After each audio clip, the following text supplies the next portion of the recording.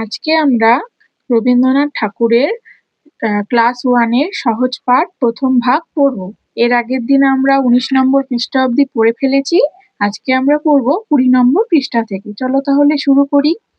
বনে থাকে বাঘ, গাছে থাকে পাখি, জলে থাকে মাছ, ডালে আছে ফল, পাখি ফল খায়, পাখা মেলে ওড়ে। বনে থাকে কি? বাঘ। গাছে থাকে কি? পাখি। জলে থাকে কি বলতো? মাছ। ডালে আছে কি?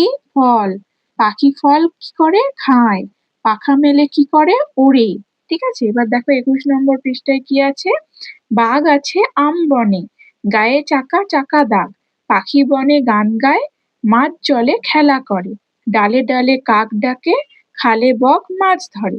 বনে কত মাছি ওড়ে, ওরা সব মৌমাছি, ওইখানে মৌচাক, তাতে আছে মধু ভরা। ঠিক আছে, তাহলে বাঘ কোথায় আছে বলতো? আম বনে। তার বাঘের গাটা কেমন? চাকা চাকা দাগ। হ্যাঁ, আর পাখিরা কি করে বনে? গান গায়। আর মাছেরা কি করে? খেলা করে। ডালে ডালে কাক ডাকে, মানে ডালের মধ্যে কাক ডাকে, খালে বক মাছ ধরে। খালের মধ্যে বক কি করে? মাছ ধরে।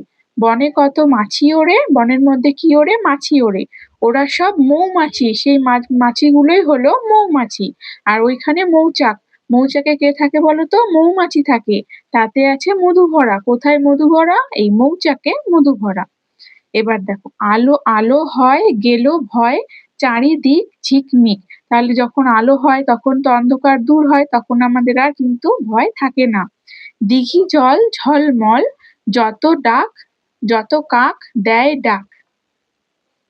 কাকেরা কি করে? ডাক দেয়। চারিদিক যখন আলো হয়ে যায়, ঝিকমিক করে, দিঘির মধ্যে জল পড়ে, আলো পড়ে তখন ঝলমল করে। বা এবার দেখো 22 নম্বর পৃষ্ঠা। বায়ু বয় বনময়, বাঁশ গাছ করে নাচ, ঝাউডাল দেয় তাল, বুড়ি দাই জাগে নাই, ক্ষুদিরাম পারে জাম, মধুরায় খেয়া বায়, জয়লাল ধরে হাল, অবিনাশ কাটে ঘাস, হরিহর বাঁধে ঘর, পাতুপাল আনে চাল, দীননাথ রাধে ভাত, গুরুদাস করে চাষ। তাহলে বায়ু কোথায় বয়? এই যে বনময়। ঠিক আছে, বাঁশ গাছ কি করে? নাচ করে। হ্যাঁ, ঝাউ ডাল দেয় তাল, তার সঙ্গে সঙ্গে কিন্তু ঝাউ পাতাগুলোও নাচ করে। বুড়ি দাই, সে কিন্তু জেগে নাই, মানে সে কিন্তু জেগে নাই। ক্ষুদিরাম পারে জাম, ক্ষুদিরাম কি করে? জাম পারে। মধুরায় খেয়া বায়, কে খেয়া বায়? মধুরায়। জয়লাল ধরে হাল, তাহলে জয়লাল কি করে? হাল ধরে। অবিনাশ কাটে ঘাস, কে ঘাস কাটে? অবিনাশ। হরিহর বাঁধে ঘর, কে বাঁধে ঘর? হরিহর। পাতুপাল আনে চাল, তাহলে কে চাল আনে? পাতুপাল। দীননাথ রাধে ভাত, তাহলে কে ভাত রাধে? হবে দীননাথ। গুরুদাস করে চাষ, তাহলে কে চাষ করে? উত্তর হবে গুরুদাস। তাহলে আমরা আজকে পড়লাম প্রথম পাঠ, পরের দিনকে আমরা পড়বো দ্বিতীয় পাঠ। ঠিক আছে, তাহলে আমাদের ক্লাস এখানেই শেষ হলো।